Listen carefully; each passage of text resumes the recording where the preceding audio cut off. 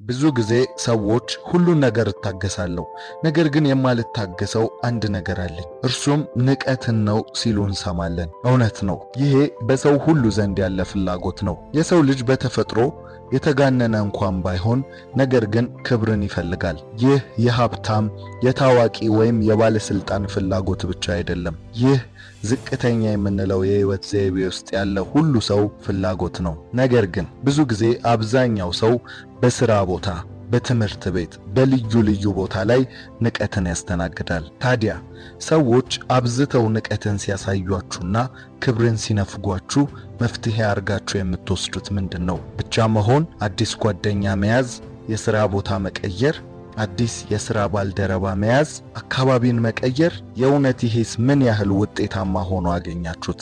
የሰው ንቀት መነሻ ከቦታው ከአካባቢው ስላልሆነ በዚህ መንገድ ልታስቆሙት አትችሉም። በህይወታችሁም ላይ እንዴት ንቀትን መቆጣጠር እንዳለባችሁ ካላወቃችሁ በሄዳችሁበት ሁሉ ቦታ ላይ የንቀት ሰለባዎች መሆናችሁ የማይቀር ነገር ነው። ግን ይህ ማለት መፍትሄ የለውም ማለት ግን አይደለም። ሳይንሳዊ በሆነ መንገድ በህይወታችሁ ላይ እየተፈጠረ ያለውን ማህበራዊ ችግር ከምንጩ የማድረቅ ስራን አብረን እንሰራለን። በዚህ ቪዲዮ በምትሄዱበት ቦታ ሁሉ ላይ የሰዎችን ንቀት ለመቆጣጠር የሚረዳችሁን 8 መንገዶች እንመለከታለን። መልካም ልብ ካላችሁ ቪዲዮውን ላይክ በማድረግ ይጀምሩ። ለዚህ የቁም ነገር ቻናል አዲስ ከሆኑ ሰብስክራይብ በማድረግ ቤተሰባችን ይሁኑ።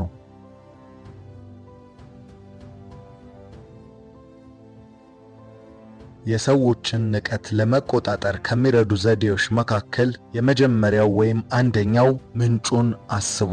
ንቀት ወይም የሰውን ክብር ዝቅ አድርጎ መመልከት ዝም ብሎ የሚከሰት ነገር አይደለም። ለዚህም ምንጩን ማወቅ ወይም ማሰብ ይኖርባችኋል። አንዳንዴ የንቀት አስተያየቶችም ሆነ አክብሮቶች የሌላቸው መስተንግዶዎች በቀጥታ ከሰውየው ጋር ይገናኛሉ። ሁልጊዜም ያንን ንቀት ሲገጥማችሁ የገጠማችሁ ቦታና ሰው ላይ አተኩሩ። ምናልባት እናንተ የማይመጥናችሁ ስፍራ ተገኝታችሁ ሊሆን እንደሚችልም አስቡ። አሊያም ደግሞ ያ ሰው በአስተዳደጉ፣ በኑሮ፣ በህይወቱ ያልተማረው የህይወት ስነ ስርዓት ሊሆን እንደሚችልም ተረዱ። አንዳንዴም በስራ ቦታ በእኩያ ወይም በተመሳሳይ ደረጃ ላይ ከሆናችሁ የዛ ንቀት ምንጭ የዛ ሰው ለእናንተ ያለው ጭፍን ጥላቻ ወይም የይበልጠኛል ፍርሃት፣ አንዳንዴም እኔ ይሻላለው የሚል ከልብ የመነጨ ትዕቢት ሊሆን ይችላል። ሆኖም ምንጩን አስቡ የሚለው ጠቃሚ መርህ ከሌሎች ንቀት ወይም አሉታዊ አስተያየቶች ሲገጥማችሁ ማስታወስ ያለባችሁ ዋና ጉዳይ ነው። የማያከብራችሁን ሰው ታማኝነትና አስፈላጊነት ገምግሙ። ዕውቀታቸውን፣ ልምዳቸውን እንደዚሁም ዓላማቸውን ግምት ውስጥ አስገቡ። ተአማኒነት ከሌለው ሰው የሚሰጡ ንቀት ያላቸው አስተያየቶች ትንሽ ክብደት ሊይዙ እንደሚችሉ ተገንዘቡ። ሰውየው ተአማኒነት ወይም ዕውቀት ከሌለው አስተያየቶቹ ትንሽ ክብደትን ሊሸከሙ ይችላሉ። የግለሰቡ አስተያየት በግል አድሎ፣ ጭፍን ጥላቻ ወይም ያልተፈቱ ጉዳዮች ላይ የተመሰረተም ይሆናል። ይህ ፍትሃዊ ፍርዶችም ወይም አሉታዊ ባህሪን የማሳየትም ታሪክም ይኖረዋል። ከአክብሮት መጓደል ጀርባ ያለውን ዓላማ ግምት ውስጥ አስገቡ። ሰውየው እናንተን ለማናደድ፣ ምላሽን እንድትሰጡ ለማነሳሳት ወይም ኃይሉን ለማሳየት እየጣረ ይሆናል። ይህ ታዲያ ለደህንነታችሁ ጠቃሚ ነው። ስለዚህ የበለጠ ሚዛናዊ ተጨባጭ እይታ ሊሰጡ የሚችሉ የተለያዩ አመለካከትን ፈልጉ። ይህ ሰፋ ያለ አመለካከት ግልጽነትን እንድታገኙና አክብሮት የጎደላቸውን አስተያየቶች ተጽዕኖ ለመቋቋም ይረዳችኋል። ሆኖም ሁልጊዜም ንቀት ሲገጥማችሁ የንቀቱን ምንጭ በጥልቀት መፈተሽ ከምንም በላይ ቀዳሚውና አስፈላጊው ነገር ነው። ይህን ማድረጋችሁ በራሳችሁ ላይ ያላችሁን በራስ መተማመንና ጥሩ መንፈስ ለመጨመርና ያለመፈለግ ስሜትን ከውስጣችሁ ለማስወገድ እጅግ በጣም ይረዳችኋል። ሁለተኛ፣ በራሳችሁ በጎነት ላይ አተኩሩ። ሁሉም ሰው የራሱ የሆነ የህይወት ፍልስፍናና መርህ ይኖረዋል። ይህም መርህ ንጹህና ወደ ትክክለኛ መንገድ የሚመራ ነው። ከነዚህ የሰው ልጆች መርሆች ወይም መመሪያዎች መካከል የመጀመሪያ ስፍራውን የሚይዘው ሰዎች በተፈጥሯቸው የተሰጣቸው ጸጋ፣ ለሰው ሁሉ ያላቸው መልካምነትና በጎነት ነው። ደግን ነገር ማድረግ በሁሉም ሰው ዘንድ የተቀበረ ፍላጎት ነው። ታዲያ ይህ የሰው ልጅ ጥልቅ መሻት በአንዳንድ አጋጣሚዎች ሲበረዝና ከዛም ብሶ በክፋትና በጭካኔ ሲሞላ ይስተዋላል። ይህም እንዲሆን ከሚያደርጉት ምክንያቶች ደግሞ ዋነኛው ንቀት ወይም የክብር መነፈግ ከሰዎች የሚሰነዘር ማንኛውም አላስፈላጊ የዘለፋ ትችቶች ናቸው። ይህ ሰው በተፈጥሮ ንቀትን መታገስ አለመቻሉና አጸፋ መስጠት እንዳለበት እንዲሰማው በሚያደርገው መልኩ የበቀል ስሜትን ስለሚያነሳሱ ነው። እናንተ ግን በዚህ ኃይል ፋንታ በጎነታችሁን በማጠንከር በማንኛውም ሁኔታ የህይወት መርሃችሁን እንደማትለቁ እርምጃ እንኳን ብትወስዱ ይህንን መርህ ባለቀቀ ጨዋነት በተሞላው አካሄድ መሆን ይኖርበታል። በራሳችሁ በጎነት ላይ ማተኮር ማለት ባህሪያችሁና ታማኝነታችሁን በእናንተ ቁጥጥር ውስጥ መሆናቸውን ማስተዋል ማለት ነው። ከሌሎች ማረጋገጫን ከመፈለግ ይልቅ በራሳችሁ እሴትና በጎነት መሰረት ለመኖር ቅድሚያ ስጡ። ድርጊቶቻችሁ ለራሳቸው ይናገሩ። ከእሴቶቻችሁ ጋር ተስማምታችሁ ኑሩ። ከሐሳቦቻችሁና ከድርጊቶቻችሁ በተጨማሪም ከውሳኔዎቻችሁ ጋር ጥሩ ጥምረትን ፍጠሩ። ከሌሎች ተግዳሮቶች ወይም ንቀቶች ቢገጥሟችሁ እንኳን መልካም ምግባራቸውና መርሆቻቸውን በሚያንጸባርቅ መንገዶች እርምጃ ወሰዱ። በራሳችሁ በጎነት ላይ ማተኮር ሰዎች በሚሉት ከመደገፍና ደስታን ከማግኘት ይልቅ በራሳችሁ በመተማመን እርካታን እንድታገኙ ያስችላችኋል። ይህ ውስጣዊ ነጻነት ታዲያ ወደ ከፍተኛ በራስ መተማመንና ጽናት ይመራችኋል። ጽናት ወይም ይህ በራስ መተማመን ደግሞ እዚህ ጋር የሚያቆም አይደለም። በመላው ህይወታችሁ ላይ በስራ፣ በትምህርት፣ በሁሉም መስክ የሚገለጥ ባህሪ እንጂ። ይህንን አይነት አላስፈላጊ ትችትንና ንቀትን የመቋቋም ጥንካሬ ሲኖራችሁ በህይወታችሁ በመንገዳችሁ ሁሉ ታላቅን የስኬት ዋና መርህ ወይም ባህሪን ታዳብራላችሁ። ያም ሁሌም በምትሰሩትና በዓላማችሁ ላይ ጸንቶ መቆምን ነው። ሶስተኛ፣ የሌሎችን አስተያየት ጊዜያዊነት ወቁ። የሰዎች አስተያየት ጊዜያዊነት ስንል ሰዎች የሚሰጡን አስተያየት ጥልቀቱና ስፋቱ የታሰበበትን ያህል ሊያክል ስለማይችል ነው። ይህም የአስተያየቱ መነሻ በእናንተ ላይ በጠለቀ ዕውቀት ተንተርሶ ሳይሆን ከላይ ባለ ግምታዊ ሊሆን ስለሚችል ነው። ስለዚህ አስተያየቶች በየጊዜው በየወቅቱ ተቀያያሪ መሆናቸውን ተገንዘቡ። የሰዎች አስተያየትና ፍርዶች ብዙውን ጊዜ ጊዜያዊ ናቸው። የሰዎች አመለካከቶች በራሳቸው ልምዶች፣ ስሜቶች፣ በሚያደሉት ነገርና በአንድ ሁኔታ ላይ ባላቸው ግንዛቤ ወይም ዕውቀት ላይ የተመሰረተ ነው። አስተያየቶች በተፈጥሯቸው ግላዊ መሆናቸውን ተረዱ። የተቀረጹበት ሂደትም በግለሰብ ምርጫዎች፣ እምነትና የግል ትርጓሜዎች ላይ ነው። አንድ ሰው እንደ ንቀት የተገነዘበው ነገር ለሌላ ሰው ምንም ሊሆን ይችላል። አስተያየቶች ዓለም አቀፋዊ ወይም ፍጹም እንዳልሆኑ ተገንዘቡ።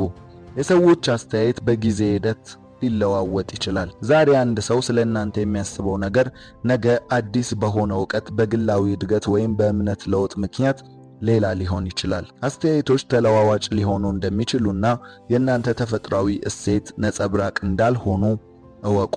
ጊዜያዊ ንቀትን ለራሳችሁ ያላችሁን ዋጋ እንዲገልጽ ወይም በራስ መተማመናችሁን እንዲሸረሽር አትፍቀዱ።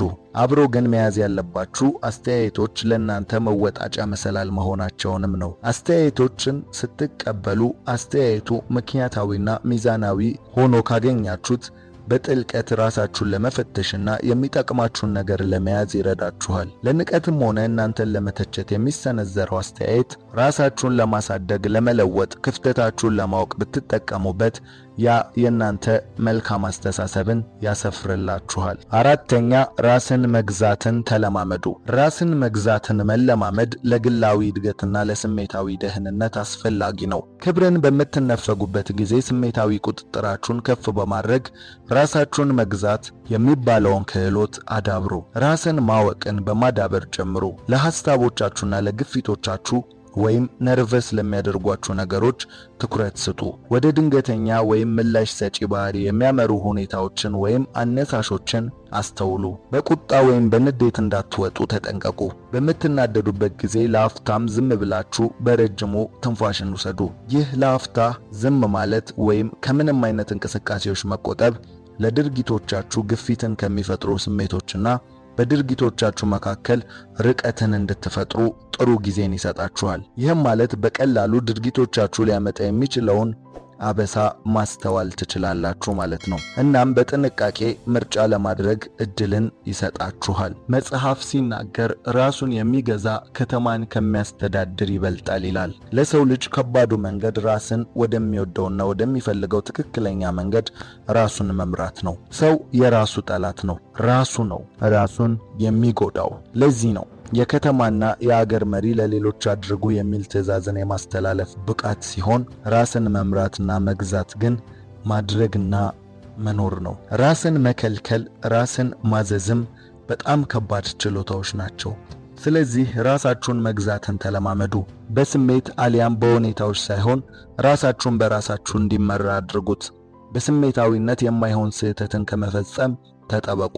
በባህሪያቸው ንቀትና አክብሮት መነፈግ የሰውን ትዕግስት፣ ራስንም የመግዛት አቅም ይፈትናሉ። ነገር ግን ይህን ባህሪ በትክክል የራሳችሁ ማድረግ ከቻላችሁ ንቀትንና አክብሮትን በሚነፍጓችሁ ሰዎች ፊት የበላይነትን ትጎናጸፋላችሁ። ላሳዩአችሁ ንቀት ተመጣጣኝ ምላሽ አሊያም ስድብና ችግርን ሲፈልጉ፣ የእናንተ ግን ያና ለማድረግ ፍርሃትን ከዛም ግራ መጋባትን በውስጣቸው ይጭራል። አንዳንዴም እነርሱ ባሳዩአችሁ ንቀት እንኳን ሊጸጸቱ ይችላሉ። ስለዚህ ራስን መግዛትን ተለማመዱ። አምስተኛ በደግነትና በርህራሄ ምላሽ ስጡ። በደግነትና ርህራሄ ምላሽ መስጠት መናናቅን ለመቆጣጠርና አዎንታዊ ግንኙነቶችን ለማዳበር ኃይለኛ መንገድ ነው። ስቶይሲዝም አክብሮት ለጎደለው ድርጊት በደግነትና በርህራሄ ምላሽ መስጠትን ያበረታታል። ሌሎችን የሚያከብሩ ሰዎች ከራሳቸው የውስጥ ውጊያ ወይም ድንቁርና ጋር እየታገሉ ሊሆን እንደሚችሉ እወቁ። አመለካከታቸውና ስሜታቸውን ለመረዳት ሞክሩ። ራሳችሁን በእነሱ ጫማ ውስጥ አስገብታችሁ ተመልከቱ። አክብሮት የጎደለውን ባህሪ እንዲያሳዩ ያደረጋቸው ምን እንደሆነ በብልሃት ተረዱ። ርህራሄ ያለው መረዳት በቁጣ ወይም በመከላከል ምላሽ ከመስጠት ይልቅ በርህራሄ እንዲመልሱ ያደርጋቸዋል። እንደዚሁም በንቃት አዳምጧቸው። ለሐሳቦቻቸውና ለስሜቶቻቸው እውነተኛ ፍላጎት እንዳላችሁ አሳዩአቸው። በስሜታዊነት ወይም በንዴት ምላሽ ከመስጠት ይልቅ በእርጋታ ምላሽን ስጧቸው። ሐሳባችሁን ሰብሰብ አድርጋችሁ ትንሽ ጊዜ ውሰዱና ቃላቶቻችሁን በጥንቃቄ መረጡ። በማስተዋል ምላሽ መስጠት ሁኔታውን ለማርገብ እና ግንኙነትን ለመፍጠር ያስችላችኋል። ቃላት ከእናንተ እስኪወጡ ድረስ የእናንተ ባሪያ ናቸው፣ ከወጡ በኋላ ግን የእናንተው ጌታ ናቸው። ይህ አባባል ምን ያህል በጥንቃቄ የምንናገረውን መምረጥ እንዳለብን ይነግረናል። የምትጸጸቱበትን ወይም በስሜታዊነት የእናንተ ያልሆነውን ባህሪ ማሳየት የለባችሁም። ንቀትን ስትመለከቱ ወይም አክብሮትን ሲነፍጓችሁ፣ እናንተ ግን ትክክለኛ በሆነው ባህሪያችሁ፣ በጸባያችሁ፣ በትህትናና በርህራሄ ምላሽን ስጡ። ይህ በእነርሱ ዘንድ የነበራቸውን ንቀት እንደ በረዶ ያቀልጠዋል። እናንተ የተለየ አክብሮትን ትጎናጸፋላችሁ።